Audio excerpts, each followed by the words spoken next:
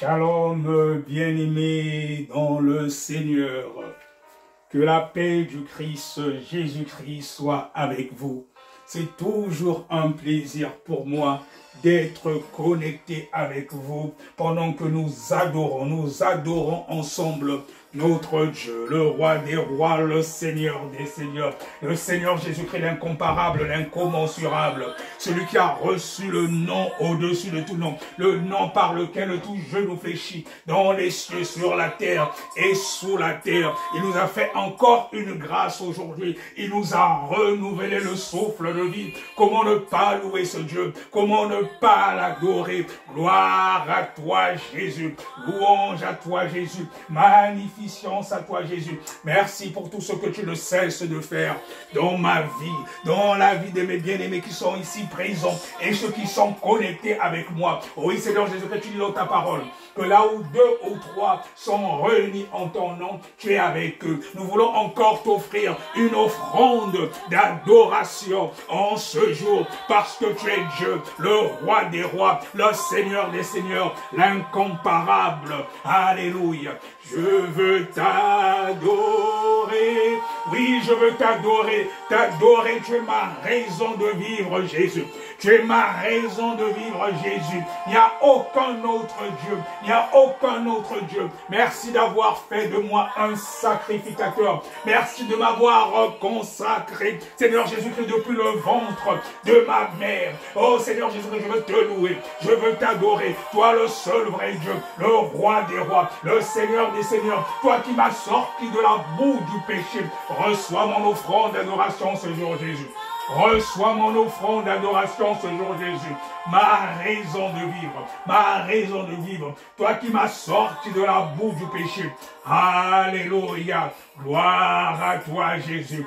Gloire à toi, Jésus. Ma raison de vivre, c'est désormais de t'adorer, parce que je sais que tu es le roi des rois, le Seigneur des seigneurs, le Dieu tout-puissant, l'incomparable, l'incommensurable. Bien-aimé, toi qui me suis, adore Dieu, adore Dieu. Il siège au milieu de la louange et de l'adoration. Il siège au milieu de la louange et de l'adoration. Pendant que nous l'invoquons, pendant que nous appelons son nom, pendant que nous le louons, nous l'adorons. Il est là présent. Les anges sont là et les chaînes tombent pendant l'adoration. C'est un moment que les démons ne supportent pas. Adore Dieu. Il siège au milieu de la louange et de l'adoration. Et même les 24 vieillards, là-haut, l'adorent en jetant leur couronne, parce qu'il est digne, le roi des rois, le Seigneur des seigneurs, lui qui a vaincu le diable à la croix de Golgotha. Gloire à toi, Jésus. Gloire à toi, Jésus. Gloire à toi, Jésus. Alléluia. Viens pour moi. Alléluia. Gloire à toi, Jésus. T'adorer. Et oui, t'adorer.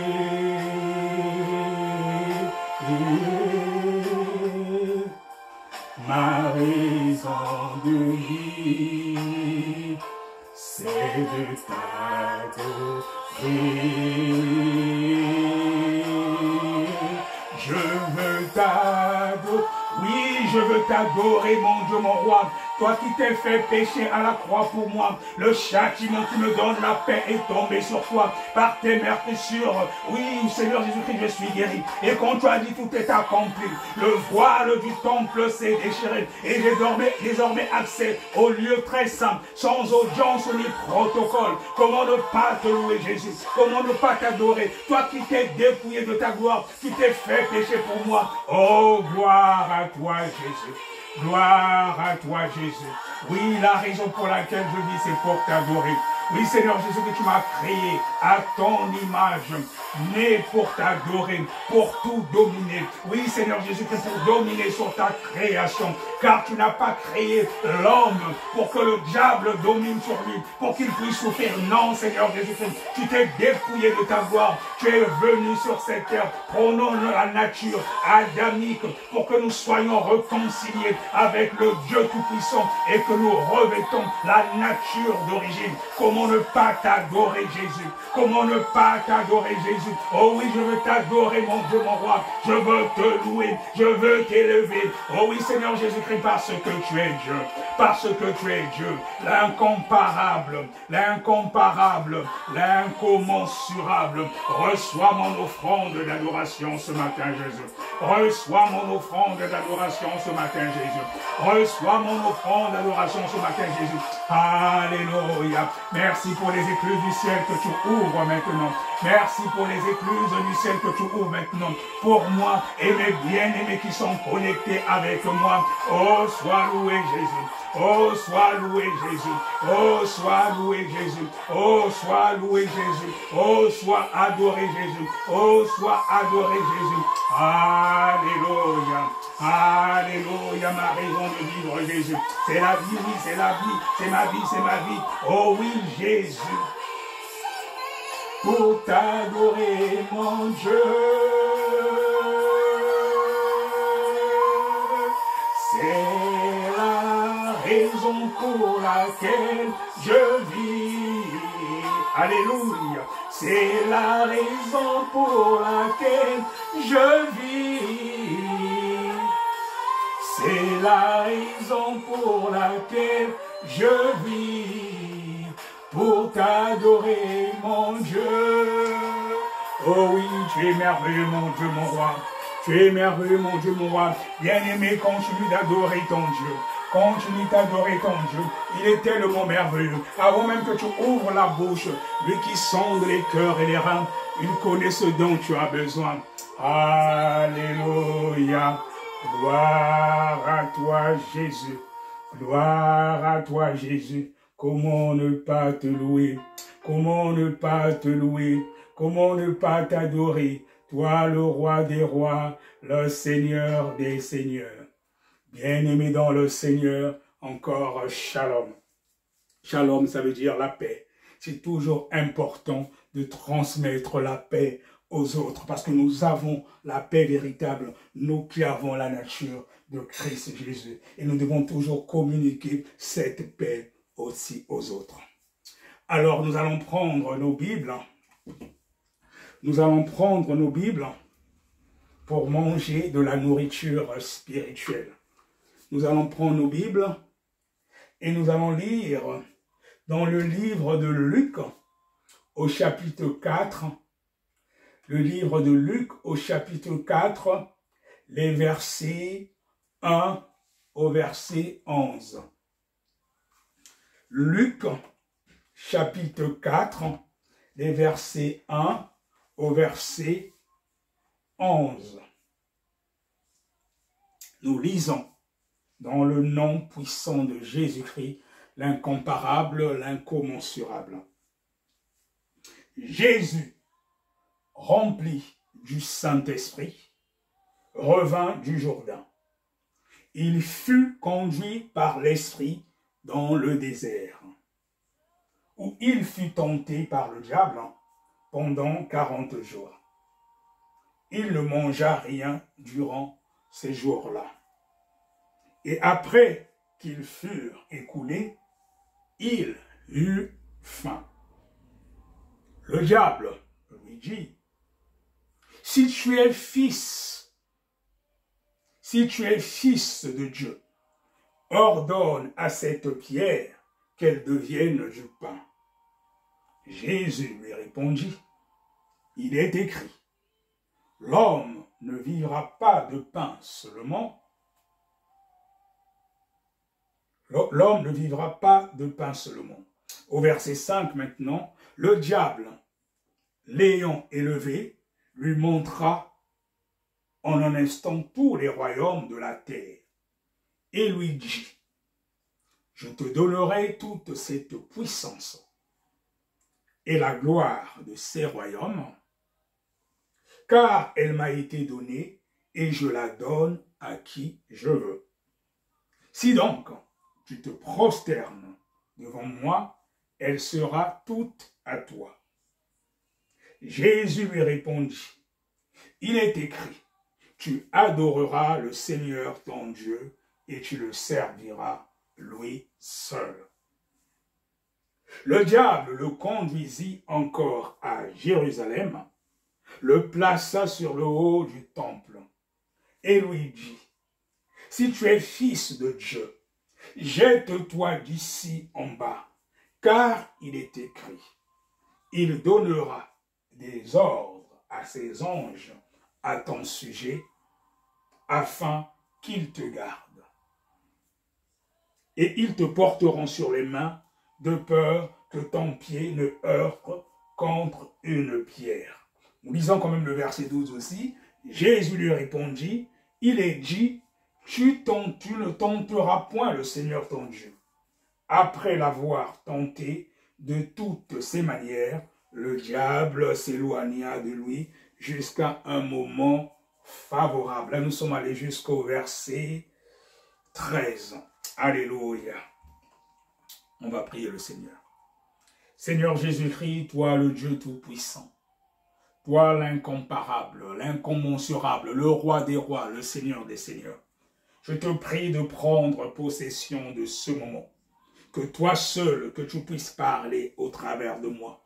Que ma bouche soit une bouche autorisée pour prêcher ton évangile, pour que cet évangile puisse être communiqué à quelqu'un et que cet évangile puisse toucher ou répondre aux besoins de la personne. Que toi seul, Seigneur Jésus-Christ, que tu sois l'alpha et l'oméga durant ce moment. Que tout ce qui n'est point de toi, dans le nom puissant de Jésus-Christ, je m'oppose à tout ce qui n'est point de toi, tout esprit qui n'est point de toi. Oh Seigneur Jésus-Christ, que toute pensée soit captive à l'obéissance de ta parole, Seigneur Jésus-Christ, durant ce moment. Et que toi seul, que tu prennes le contrôle, que je sois une bouche autorisée. Tout ce que le diable va essayer de semer durant ce moment, que cela soit anéanti, que cela soit nul et sans effet. Que cette parole, qui est la bonne nouvelle, touche quelqu'un et que cela produise du fruit digne de la repentance. Merci Seigneur Jésus-Christ pour ta présence. Merci de ce que tu vas conduire ce moment, car tu dis dans ta parole, invoque-moi et je te répondrai. Sois loué Jésus, sois glorifié. Dans ton nom puissant Jésus, j'ai ainsi prié. Amen. Bien-aimés dans le Seigneur, la thématique de ce jour, après la lecture de la parole de Dieu, c'est la victoire dans la tentation. La victoire dans la tentation, le passage que nous venons de lire, en fait dans le livre de Luc, cela concerne donc la tentation de Jésus.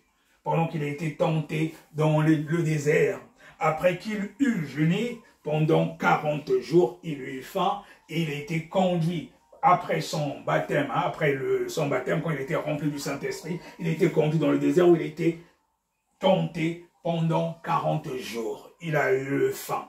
Et là, le diable est venu le tenter. Vous vous rendez compte, bien-aimés, que si le diable a pu tenter le Seigneur Jésus-Christ pendant qu'il avait la nature adamique, ça veut dire que même toi qui es enfant de Dieu, toi qui es pasteur, toi qui es prophète, n'importe qui, le diable peut aussi te tenter. S'il a osé le faire au Seigneur Jésus-Christ alors qu'il savait qui il était, ça veut dire que toi et moi, nous pouvons aussi être tentés. Peu importe ton titre dans le corps du Christ. C'est pour cela qu'il est important de connaître quels sont les mécanismes pour être victorieux face à la tentation. Donc la thématique de ce jour, c'est la victoire dans la tentation.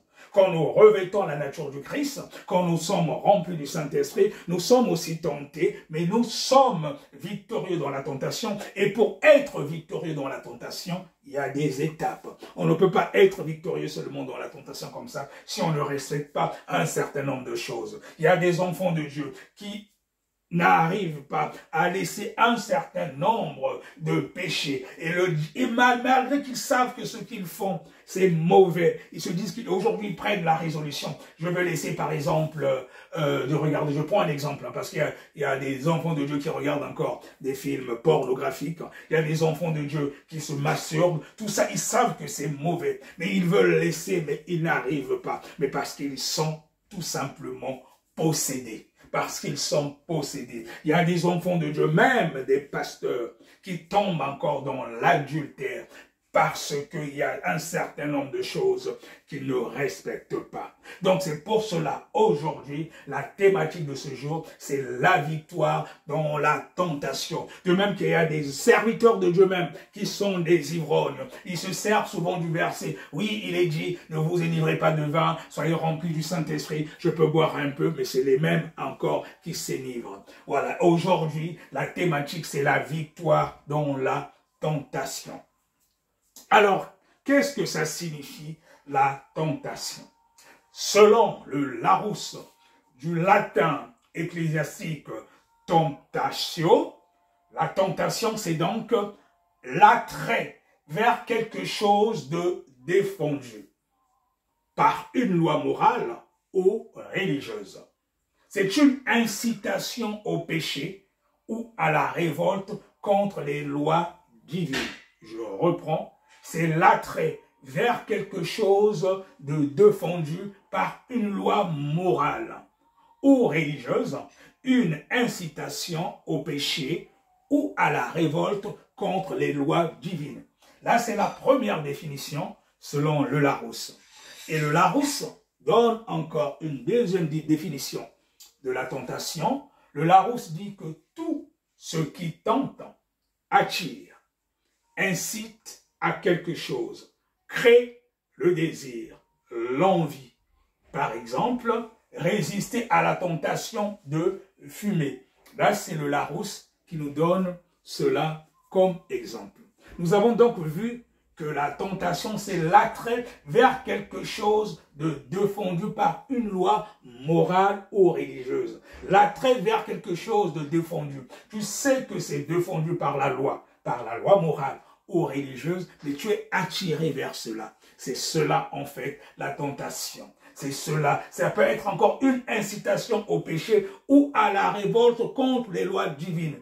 Tu sais que les lois interdisent cela, mais tu es tenté, c'est plus fort que toi. Tu ne veux pas, mais ton corps dit il faut le faire. Tu ne veux pas, mais le corps dit il faut le faire. Tu ne veux pas tromper ta femme, mais quelque chose te dit il faut le faire. Tu ne veux pas prendre de l'alcool, mais quelque chose te dit il faut le faire. Tu ne veux pas suivre des vidéos qui ne glorifient pas Dieu, mais quelque chose te dit faut le faire. Tu ne veux pas te masturber, mais il y a quelque chose qui te dit qu'il faut le faire. Ça veut dire que c'est le péché qui domine sur toi. Et il y a un moyen d'être victorieux sur tout cela. Donc la thématique de ce jour, c'est la victoire dans la tentation. Alors, comment faire pour être victorieux face à la tentation? Nous avons lu dans l'évangile selon Luc, le chapitre 4, les versets 1 jusqu'au verset 13, que Jésus il a été tenté, mais il a été victorieux. Il a été victorieux face à la tentation. Alors moi, j'ai relevé 4 principes pour être victorieux face à la tentation en lisant l'évangile selon Luc au chapitre 4, les versets 1 à 13.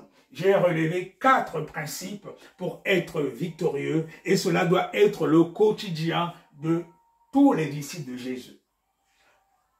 Le premier principe, c'est la méditation continue de la parole de Dieu. Ça, c'est le premier principe que moi je relève pour être victorieux face à la tentation. La méditation continue de la parole de Dieu.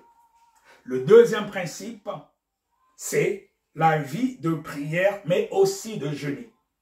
1. La méditation continue de la parole de Dieu. 2. Une vie de prière et de jeûne.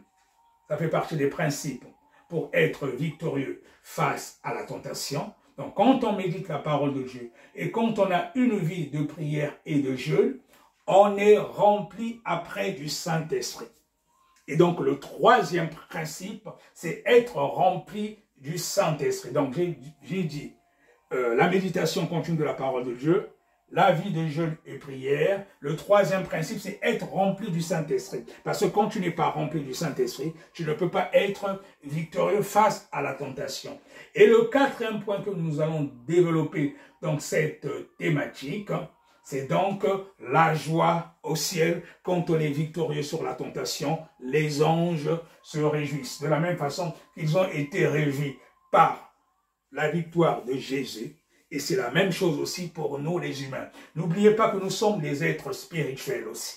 Nous sommes les êtres spirituels. Donc quand nous faisons ce qui crée de la joie dans le cœur de Dieu, les anges se réjouissent. Les anges se réjouissent et c'est la fête au ciel. De la même façon qu'une âme, quand elle revient à Christ, c'est la joie dans le ciel. Et quand nous sommes victorieux face aux tentations du diable, là, Dieu, il peut dire à Satan, vous avez vu Bertrand, c'est mon fils. Tu l'as tenté plusieurs fois, mais il a été victorieux et je déclare qu'il est mon fils. Alors tu le laisses tranquille et les anges se réjouissent. Ils sont là, ils viennent et on adore tous notre Dieu ensemble. Parce que du moment où nous invoquons déjà Dieu, quand nous faisons appel à lui, et quand nous sommes victorieux face à quelque chose qu'il désapprouve, face aux manipulations du diable, les anges sont là, car ils sont à notre service, mais envoyés par Dieu.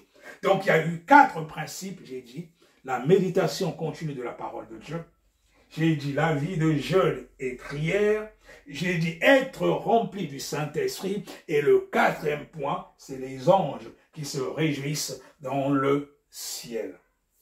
Alors, nous allons donc revenir sur le premier point. Pourquoi la méditation continue de la parole de Dieu? Pourquoi la méditation continue de la parole de Dieu? Nous avons regardé dans le passage que nous venons de lire, dans Luc au chapitre 4, et quand on regarde par exemple à partir du verset 9, je crois, il est dit que le diable le conduisit ensuite à Jérusalem, le plaça tout en haut du temple et lui dit, si tu es fils de Dieu, jette-toi d'ici en bas, car il est écrit, il donnera des ordres à ses anges à ton sujet pour qu'ils veillent sur toi.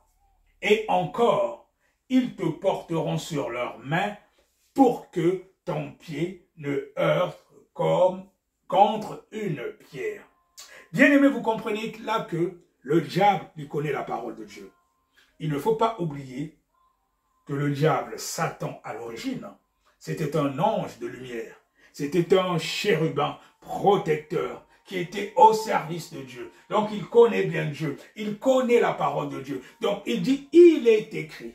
Mais heureusement, Jésus, étant Dieu, lui répondait aussi, il est aussi écrit. Donc, quand nous recevons Jésus comme notre Seigneur et Sauveur, nous avons la nature de Christ Jésus, il vient habiter en nous et nous pouvons dire ainsi parle l'Éternel, parce que la Bible, c'est la parole de Dieu. Nous pouvons dire il est écrit. Mais si tu ne médites pas la parole de Dieu de façon continue, comment tu seras victorieux face aux tentations? Le malin connaît la parole de Dieu. Tu pourras avoir beaucoup d'épreuves. Là, je m'adresse surtout aux jeunes chrétiens, des gens qui acceptent Jésus, qui sont encore un peu des bébés spirituels. Tu passeras par des moments difficiles. Tu auras aussi des tentations. Mais si tu ne médites pas la parole de Dieu de façon continue, mais tu ne seras jamais victorieux. Pour être victorieux, le premier point, c'est de lire la Bible tous les jours. Lire la Bible tous les jours. Dans Josué 1, le verset 8, il est dit que ce livre de la loi ne s'éloigne point de ta bouche, médite-le jour et nuit, afin d'agir fidèlement selon tout ce qui est écrit. C'est comme ça que tu auras du succès dans tes entreprises. C'est alors que tu réussiras. Alléluia. Ça veut dire que si tu ne médites pas la parole de Dieu de façon continue, tu ne peux pas être victorieux dans tout ce que tu fais. Tu ne peux pas être victorieux dans des tentations. Tu ne peux pas être victorieux dans des épreuves. Tu peux être un chrétien, mais quand tu seras face à une situation, si tu ne connais pas la parole de Dieu, si tu ne sais pas que c'est peut-être une épreuve ou c'est le diable qui essaie de te séduire, tu vas tout le temps chuter. Mais si tu connais la parole de Dieu, tu seras toujours victorieux. Pendant que le diable dira, il est écrit, toi tu répondras par, il est aussi écrit. Tu es dans un endroit, par exemple, mon frère, ma soeur, où tu manipules beaucoup d'argent.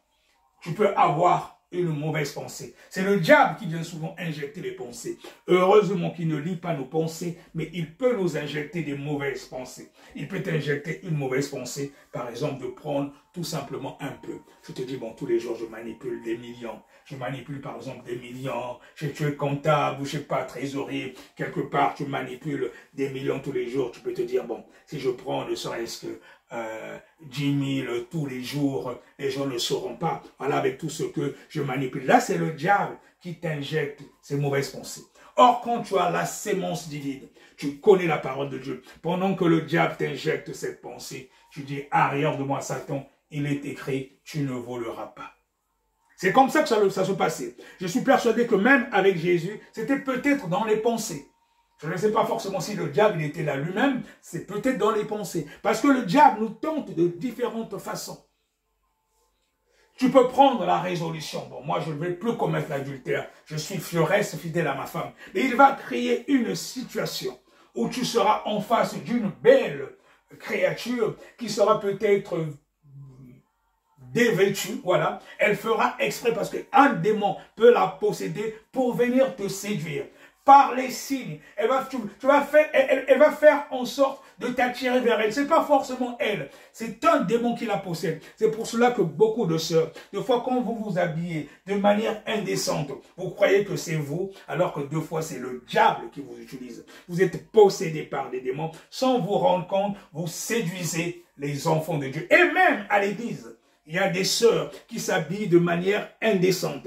Elle se dit qu'elle le fait pour elle, alors que la Bible a demandé de s'habiller de manière décente. Une femme doit se vêtir de façon décente. C'est la parole de Dieu. Elle doit couvrir ses parties intimes. Les parties intimes, c'est pour son mari. C'est pas pour les exposer. Elle ne doit pas mettre des habits qui serrent le corps, qui dessinent tout, des habits moulants ou transparents. Les servants de Dieu ne s'habillent pas comme ça. Malheureusement, de nos jours, on voit même certaines soi-disant servants de Dieu qui sont même devant la chair, qui se disent pasteurs, mais qui sont habillés avec des vêtements d'hommes et deux fois parfois, mais des vêtements qui dessinent tout leur corps et des vêtements indécents. Au lieu de prêcher la parole de Dieu, c'est plutôt des démons que vous communiquez au champ.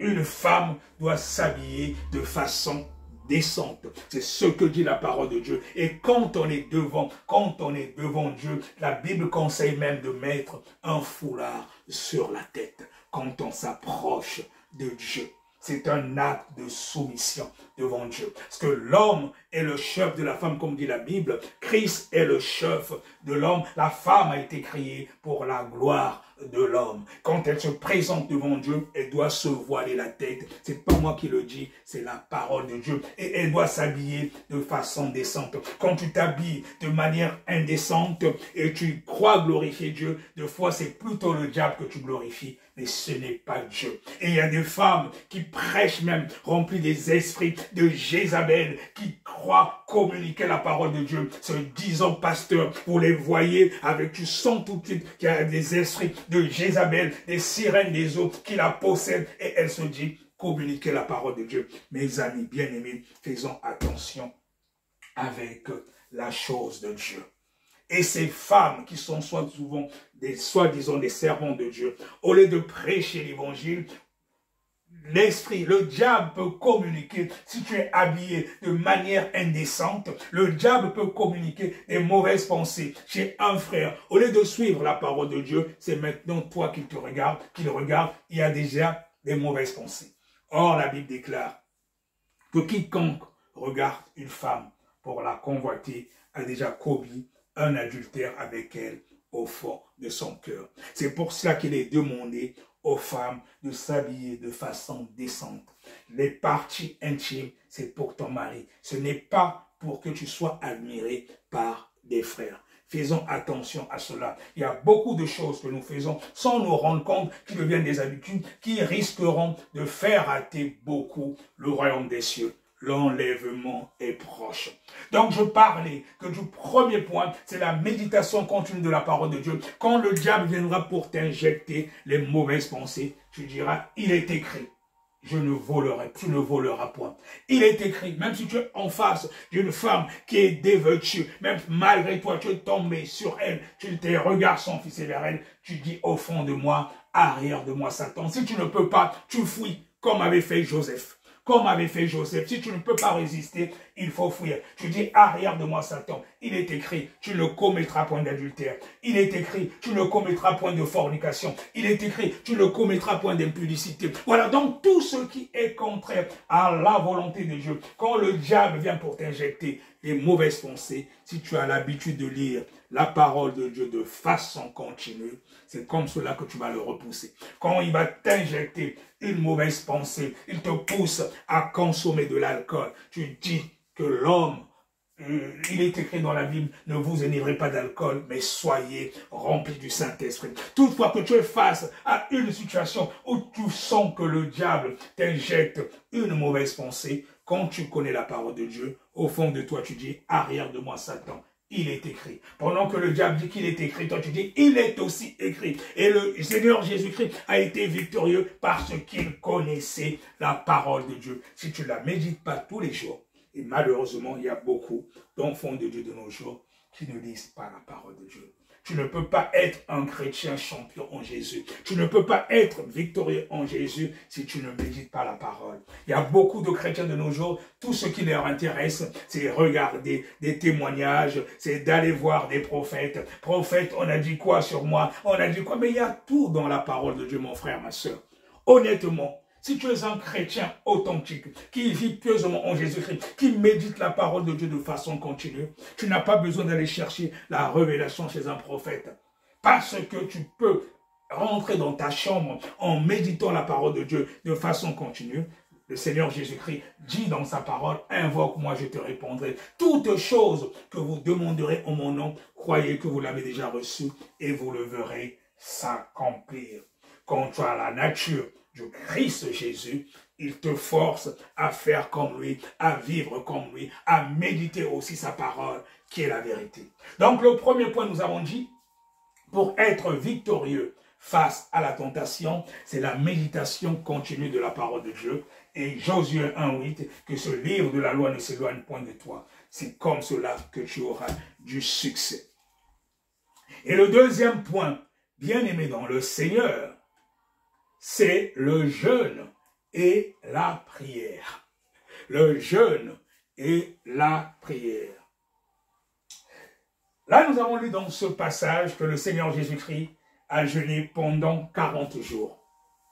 Et il a été tenté par le diable. Quand nous jeûnons, nous avons une autre force encore qui vient en nous. C'est un peu comme si nous crucifions les désirs de la chair pour faire nourrir maintenant les désirs de l'esprit. C'est à cela que sert le jeûne. Crucifier les désirs de la chair, mettre en priorité les désirs de l'esprit. Et quand tu es en jeûne, tu passes des moments dans la prière. Tu passes des moments dans la prière. Et quand tu jeûnes, tu deviens fort. C'est dommage qu'il y a des enfants de Dieu de nos jours qui ne jeûnent pas. Alors qu'il y a même des satanistes qui jeûnent. Il y a des gens qui sont dans les loges qui jeûnent parce qu'ils ont compris l'importance du jeûne. C'est très important de jeûner parce que tu sacrifies un peu les désirs de la chair pour nourrir les désirs de l'esprit. Un enfant de Dieu qui jeûne de façon continue, ne serait-ce qu'une fois par semaine, ce serait difficile de succomber à la tentation. Tu médites la parole de Dieu de façon continue. Tu as l'habitude de jeûner. Même si tu ne veux pas le fait que tu jeûnes, ça veut dire que tu fais en sorte que le côté spirituel ait une autre dimension. Ce serait difficile que le diable puisse te vaincre. Il y a le jeûne, mais accompagné de cela, à la prière. Le jeûne et la prière, c'est très important. Un enfant de Dieu qui est de façon continue en prière, même au fond de son cœur, tu es au boulot, tu es dans ta voiture, en même temps que tu es en train de méditer la parole de Dieu, tu es en train de prier. Prier, c'est parler à Dieu. Tu peux prier en toute occasion. Tu n'es pas obligé seulement d'être dans ta chambre. Il y a des moments où on a besoin de s'isoler, mais nous sommes dans un monde où nous avons différentes activités. Tu peux être au boulot. Face à une situation, tu sens qu'il y a l'emprise du diable qui est là. Tu sens qu'il y a quelque chose qui n'est pas bon. Au fond de toi, tu pries. tu pries. Tu sens que tu es tenté, mais tu pries.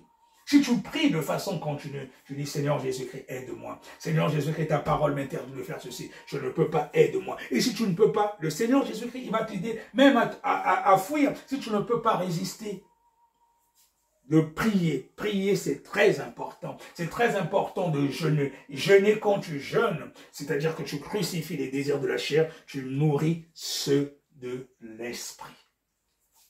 Et quand tu pries, tu es en communion tout le temps avec ton Dieu. Mais comment est-ce que les démons vont venir pour te posséder? Comment est-ce que le diable va venir pour te vaincre? Parce que tu es tout le temps en communion avec Dieu. Vous savez, quand le Seigneur Jésus-Christ a été sur la croix, quand il a dit tout est accompli, le voile du temple s'est déchiré et nous avons désormais accès au lieu très saint. Il nous a envoyé le Saint-Esprit qui nous permet de communiquer directement avec lui sans audience ni protocole. Sans audience ni protocole au moyen du Saint-Esprit. Et pour communiquer avec le Seigneur Jésus-Christ de façon continue, c'est par la prière, c'est par la méditation continue de sa parole. Cette parole s'enracine en nous et avec une vie de prière, nous devenons puissants, nous devenons forts, nous devenons des champions en Jésus. Donc j'ai dit la méditation continue de la parole de Dieu, la prière et le jeûne. Le Seigneur Jésus-Christ lui-même, il a jeûné. Il a jeûné pourquoi? C'est-à-dire qu'après qu'il ait été baptisé, l'Esprit l'a conduit dans le Jourdain, où il a jeûné pendant 40 jours et 40 nuits, et il a été tenté par le diable. Ça veut dire qu'il s'est exercé dans le jeûne et la prière pour être fort avant de commencer son ministère. Toi, mon frère, ma soeur, tu n'as pas une vie de prière, tu n'as pas une vie de jeûne, mais comment être victorieux face à la tentation? Tu pourras dire à un démon, ôte-toi de là, mais le démon, il va regarder, il va voir, mais tu n'es pas fort. Parce que quand tu ne jeûnes pas, tu ne pries pas, c'est difficile d'être rempli par le Saint-Esprit. C'est le point suivant que nous allons voir. Tu n'as pas une vie de prière et de jeûne, mais c'est difficile que tu sois rempli du Saint-Esprit.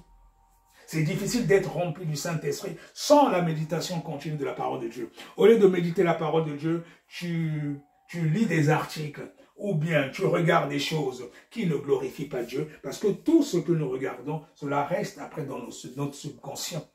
Au lieu de méditer par exemple la parole de Dieu, tu passes ton temps à regarder des films, je sais pas, d'amour, des novellas, ce genre de choses, lire des livres qui ne glorifient pas Dieu, mais c'est cela que tu injectes après dans tes pensées, tu te nourris de cela. Mais c'est sûr que quand tu seras devant en face par exemple d'une situation te poussant à l'adultère, tu vas commettre l'adultère. Parce que la parole de Dieu ne s'enracine pas en toi. Tu passes ton temps sur Facebook à regarder des vidéos ou des images qui ne glorifient pas Dieu. Tu es tout le temps là à aller liker des choses qui ne glorifient pas Dieu. Même lorsque les femmes sont habillées de manière dévêtue. Ce n'est que ça que tu aimes regarder. C'est ça après que tu as dans ton esprit. Mais ne sois pas surpris que tu puisses être après un mari adultère.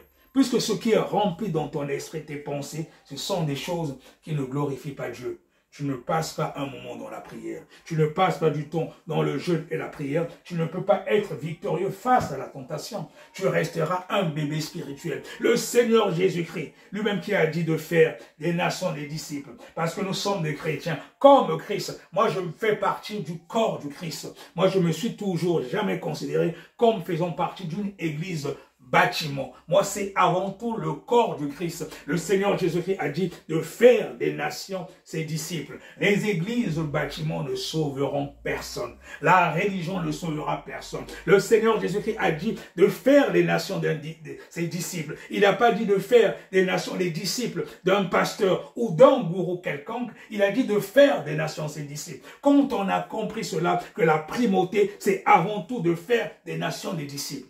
C'est bien les églises bâtiments. Mais le plus important, c'est de faire des nations des disciples. Il y a beaucoup de pasteurs de nos jours, malheureusement, qui veulent plutôt emmener du nombre dans leur église sans pour autant convertir les gens. Alors ce qui est plus important, c'est de sauver les âmes. Jésus n'a pas dit de construire beaucoup des églises par-ci, par-là. C'est de faire des nations ses disciples. C'est bien de construire des églises par-ci, par-là, de par le monde. Mais qu'est-ce qui est prêché? S'il n'y a pas un message de sanctification dans ces églises, c'est pas cela qui fera que toi, demain, serviteur de Dieu, qui m'écoute, que tu sois sauvé. Ce qui fera que tu sois sauvé, Dieu dira, je t'ai donné tel don. Quelles sont les âmes que tu as emmenées en moi? Quelles sont les âmes que tu as emmenées en moi? Est-ce que tes prêches ont plutôt perdu les âmes ou dans ta façon de te conduire? Cela a plutôt emmené des âmes à la perdition, mais à Christ. Faisons attention. Dans le dernier jour, beaucoup diront quand la trompette sonnera,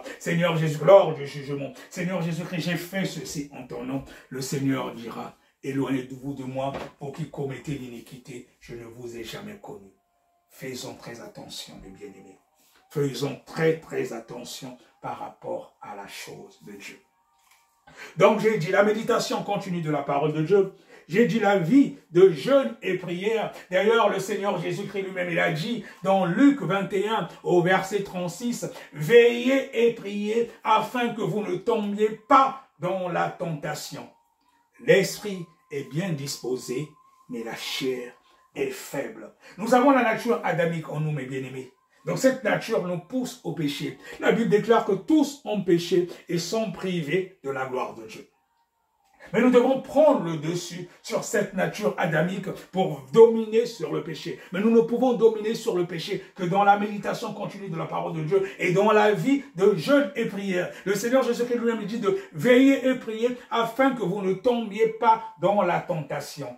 L'esprit est bien disposé, mais la chair est faible. Même si ta chair est faible, mais si tu as l'habitude de mener une vie de prière, de jeûne et de méditation continue de la parole de Dieu, tu seras plus spirituel que charnel. C'est comme ça que tu vas commencer à être victorieux sur la tentation.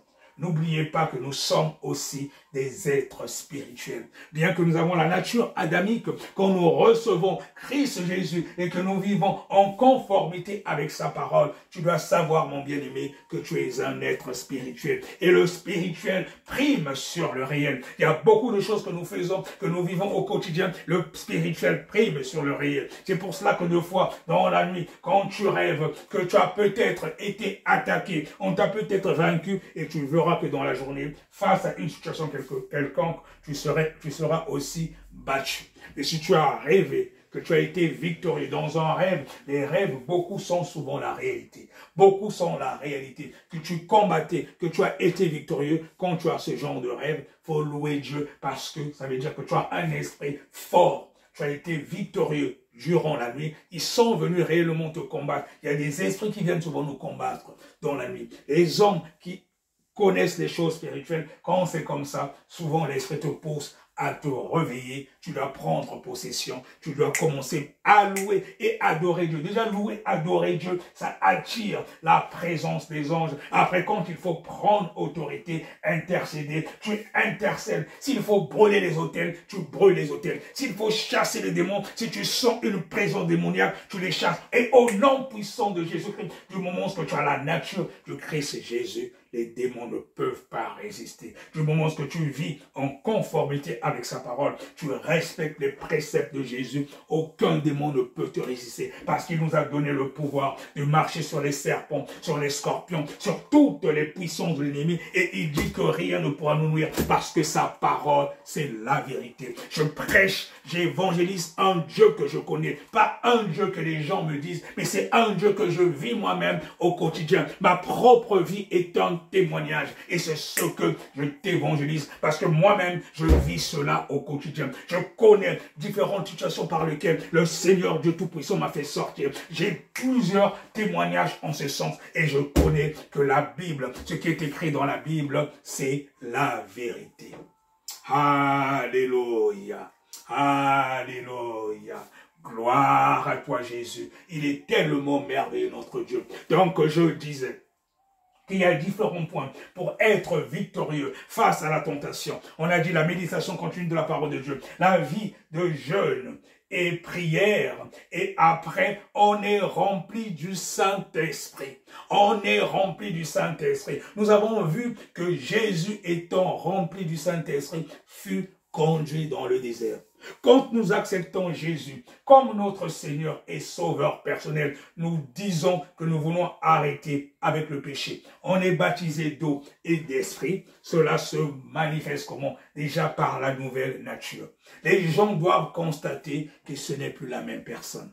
Si tu étais un ivrogne, tu arrêtes avec l'ivrognerie. Si tu étais un menteur, les gens doivent constater que tu n'es plus un menteur. Si tu étais un voleur, les gens doivent constater que tu n'es plus un voleur. On sent une transformation radicale dans ta vie. Ça veut dire que tu as reçu.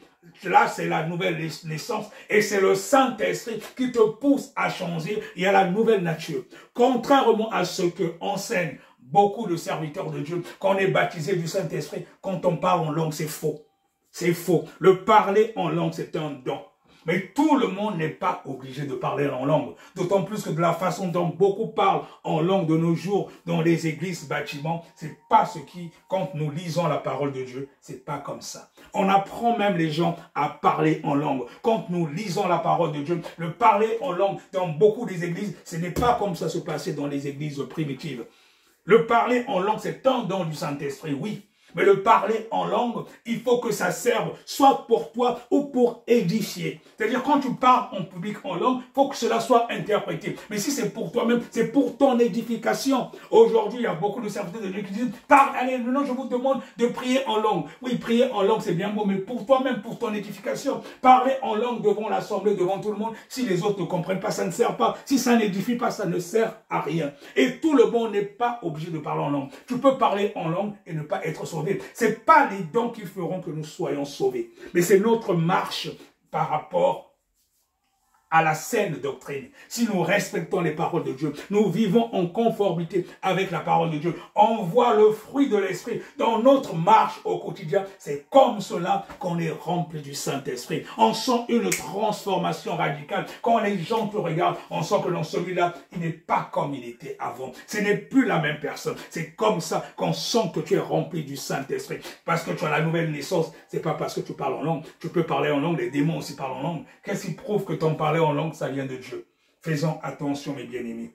La Bible déclare que vous les reconnaîtrez par leurs actes. Vous les reconnaîtrez par leurs actes. Quelqu'un peut parler en langue, mais si au niveau de sa vie, au quotidien, il n'a pas le fruit de l'esprit, cela ne sert à rien. Et tu peux parler en langue, tu peux prophétiser, mais ne pas être sauvé du moment que tu ne marches pas en conformité avec la parole de Dieu. On a dit que Jésus étant rempli du Saint-Esprit, a été conduit dans le désert. Donc je voulais te dire, mon bien-aimé, quand tu es rempli du Saint-Esprit, mais tu ne peux être que victorieux sur la tentation. Parce que c'est l'Esprit de Dieu qui remplit ta personne et non l'Esprit du diable. Parce qu'il n'y a que deux choses, mes bien-aimés. Ou on est rempli du Saint-Esprit, ou notre corps est une possession des démons. La Bible déclare que notre corps est le temple du Saint-Esprit. Mais nous devons faire en sorte d'être tout le temps remplis du Saint-Esprit. Mais on est rempli du Saint-Esprit comment? Par la méditation continue de la parole de Dieu. La méditation continue de la parole de Dieu, cette parole vient s'enraciner en nous. La méditation continue de la parole de Dieu, la vie de prière tous les jours, le Seigneur Jésus-Christ nous dit de veiller et prier pour ne pas tomber en tentation. L'esprit est bien disposé, mais la chair est faible. La méditation continue de la parole de Dieu, la vie de prière, et c'est comme cela qu'on est rempli du Saint-Esprit. Quand nous vivons maintenant en conformité avec cette parole, tu médites la parole de Dieu.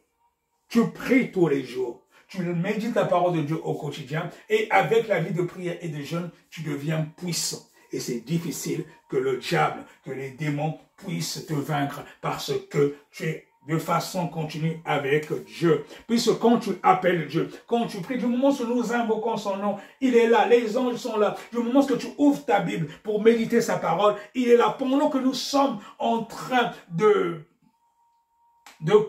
converser ensemble pendant ce moment de partage. Dieu est là présent. Les anges sont là. Quand nous faisons appel à lui, de la même façon que nous sommes là, les anges aussi, ils sont là présents.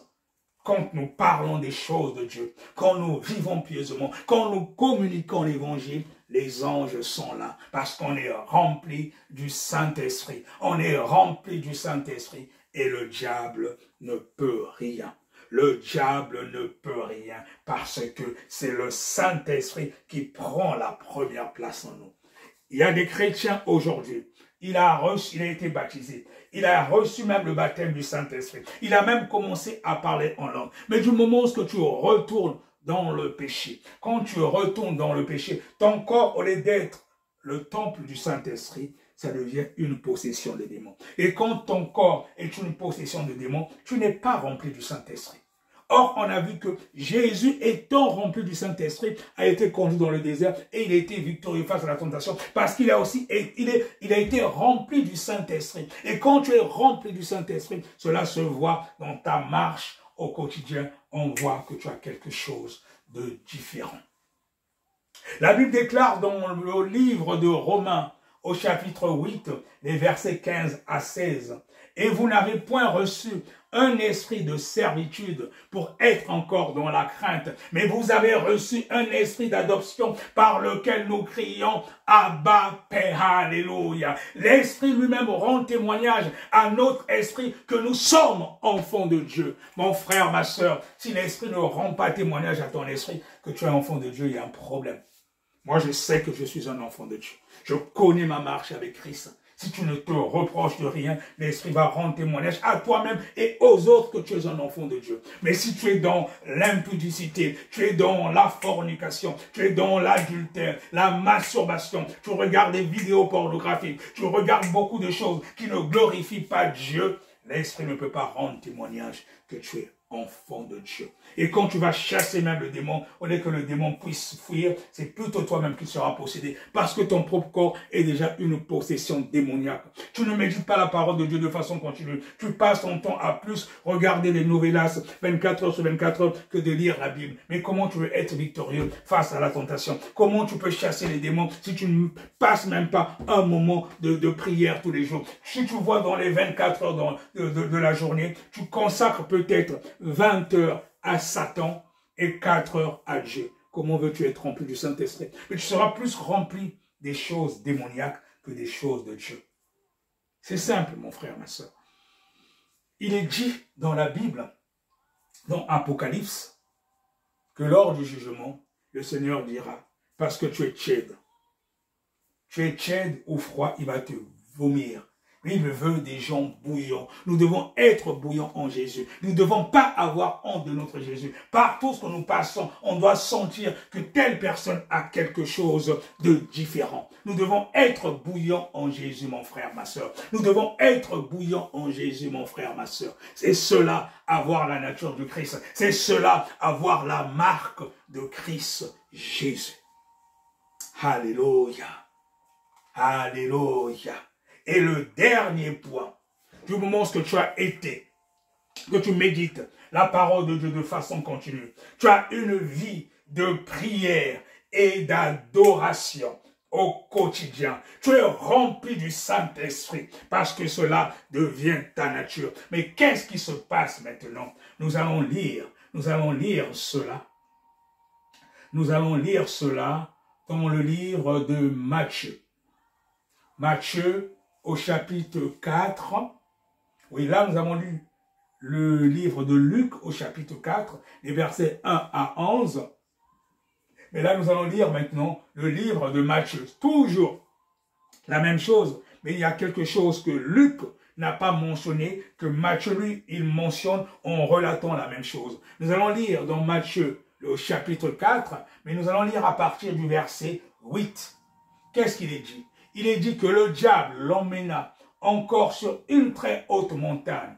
Là, il lui montra tous les royaumes du monde et leur magnificence. Puis il dit, tout cela, je te le donnerai si tu te prosternes devant moi pour m'adorer. Alors Jésus lui dit, va-t'en Satan, car il est écrit, tu adoreras le Seigneur ton Dieu et c'est lui seul que tu rendras un culte. Au verset 11, on dit, là-dessus, le diable le laissa, et voici que les anges vinrent et se mirent à le servir. Alléluia. Et voici que les anges se mirent à le servir. Alléluia. Mon bien-aimé, c'est comme cela que cela se passe aussi pour toi, pour moi, quand nous sommes victorieux face à la tentation. Nous avons des anges qui nous gardent, qui nous conduisent partout ce que nous allons. Quand tu es connecté tout le temps avec Dieu, il y a des anges qui sont là. Et quand tu es victorieux face à la tentation, il y a des anges qui se réjouissent. C'est la fête au ciel. Tu as été tenté. On sait que tu as été tenté. Le diable a dit que tu devais succomber, mais tu as été victorieux. Et les anges, ils sont là, ils se réjouissent. De la même façon qu'ils ont été réjouis et ils ont commencé à servir Jésus parce qu'il a été victorieux face à la tentation. Nous avons la nature adamique, mais nous sommes aussi des êtres spirituels. Et quand nous sommes victorieux face à la tentation, cela réjouit le cœur de Dieu. Oh mon bien-aimé, je veux qu'à partir de la prédication de ce jour, que tu prennes la résolution, d'être victorieux face à la tentation, que tu deviennes un champion en Jésus. Et nous avons vu qu'il y avait 3 principes. Il y avait la méditation continue de la parole de Dieu. Il y a la vie de jeûne et de prière et être rempli du Saint-Esprit. Donc cela se suit. Si tu médites la parole de Dieu de façon continue, tu jeûnes ne serait-ce qu'une fois par semaine et tu fais dans ton planning, il y a des heures où tu pries et tu pries de façon continue, même au fond du cœur, tu seras rempli du Saint-Esprit. Tu seras un champion en Jésus. Tu seras victorieux face à la tentation. De la même façon que le Seigneur Jésus-Christ a été victorieux face à la tentation devant le diable. Nous avons la nature du Christ en nous. Il dit que nous ferons même plus que ce qu'il a fait parce que c'est lui qui vit désormais en nous. Nous sommes des êtres spirituels. Alléluia. Mais si tu tombes toujours, tu succombes toujours à la tentation, mon bien-aimé, ça veut dire qu'il y a quelque chose parmi les principes que je viens d'énoncer. Parmi les principes que je viens d'énoncer, tu ne médites peut-être pas la parole de Dieu de façon continue. Tu n'as peut-être pas des heures de prière par jour. Tu ne jeûnes peut-être pas, ne serait-ce que même une fois par mois. Mais comment tu veux être rempli du Saint-Esprit? Or, quand tu n'es pas rempli du Saint-Esprit, ça veut dire que l'autre partie, ce sont les démons. Tu ne peux pas être victorieux face à la tentation. Mais si tu commences, tu prends la résolution à partir d'aujourd'hui. Tu étais un chrétien qui ne lisait pas la Bible, mais juste un chrétien du dimanche qui attend ce que le pasteur va donner le dimanche. Tu ne pries pratiquement pas. Tu n'attends que le dimanche. À partir d'aujourd'hui, prends la résolution de méditer la parole de Dieu de façon continue. De jeûner ne serait-ce que même une fois par semaine, mon bien-aimé. De prier de façon continue. Même devant les gens, si tu ne t'agenouilles pas forcément, mais au fond de toi, tu restes tout le temps connecté au roi des rois, le Seigneur des seigneurs. C'est le rôle du Saint-Esprit. Tu seras rempli du Saint-Esprit. Tu seras victorieux face aux tentations et les écluses du ciel vont aussi s'ouvrir pour toi. Bien-aimé dans le Seigneur, nous allons maintenant prier. Nous allons maintenant prier et je veux prier pour toi pour que les chaînes tombent. Pour que les chaînes tombent. Pour que les chaînes tombent.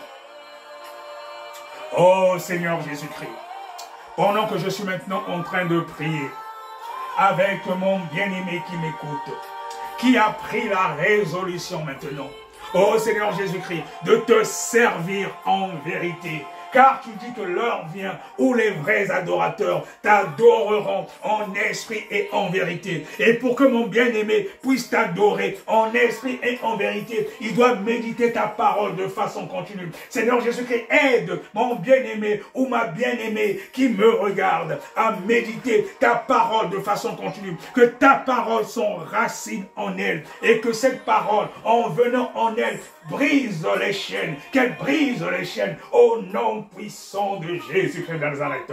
Au nom puissant de Jésus-Christ de Nazareth. Qu'il y ait une onction forte maintenant de délivrance. Que tu délivres, mon bien-aimé, oh Seigneur Jésus-Christ, dans le nom puissant de Jésus-Christ, afin que les âmes qui ont été captives, les âmes qui ont été enchaînées dans les eaux, dans les forêts, même jusqu'au deuxième ciel, que le diable l'écoute. Car tu dis dans ta parole, ce que nous lions sur la terre est lié aussi dans le ciel. Et tu as dit que tu es venu pour délivrer les captifs. Il y a des âmes qui sont captives dans les hôpitaux, dans les prisons. Seigneur Jésus-Christ, je te prie maintenant de délivrer. Je te prie maintenant de délivrer. Si c'est le cas de mon bien-aimé qui m'écoute, donne-lui une forte envie de méditer de façon continue ta parole pour qu'il soit victorieux dans la tentation, qu'il soit un champion en Jésus. Oui, et en même temps qu'il médite ta parole, qu'il ait une vie de prière et de jeûne afin d'être rempli du Saint-Esprit. Soyez maintenant rempli du Saint-Esprit. Toi qui m'écoutes, sois rempli du Saint-Esprit. Sois rempli du Saint-Esprit dans le nom puissant de Jésus. Si tu étais malade, si c'était une possession démoniaque, que les démons quittent ton corps, qu'ils quittent ton corps. Je vous ordonne de quitter ces corps au nom puissant de Jésus-Christ. Car le Seigneur Jésus nous a donné le pouvoir de chasser les démons, de marcher sur les serpents, sur les scorpions. Il dit que rien ne pourra nous nuire. Pas moi, mais le Seigneur Jésus-Christ qui est en moi vous ordonne de libérer ce corps ou ces corps qui sont le temple du Saint-Esprit. Oh Seigneur Jésus-Christ, Seigneur Jésus-Christ, Seigneur Jésus-Christ, que ma bien-aimée qui m'écoute, qu'elle soit remplie maintenant du Saint-Esprit, qu'elle soit remplie du Saint-Esprit, qu'elle soit remplie du Saint-Esprit et qu'elle témoigne ta parole. Car tu as dit de faire des nations des disciples et c'est cela la mission que tu as donnée aux chrétiens, de faire des nations des disciples, pas des églises, bâtiments, mais de faire des nations des disciples. C'est la mission que tu as donnée au corps du Christ. Merci Seigneur Jésus-Christ de ce que tu touches maintenant les bien-aimés. Merci de ce que tu touches maintenant les bien-aimés. Merci pour les témoignages qui se feront suivre pour la seule gloire de ton nom Jésus. Alléluia. Amen, amen, amen, amen. Soyez bénis, bien-aimés dans le Seigneur. Soyez bénis, soyez richement bénis. Shalom, shalom.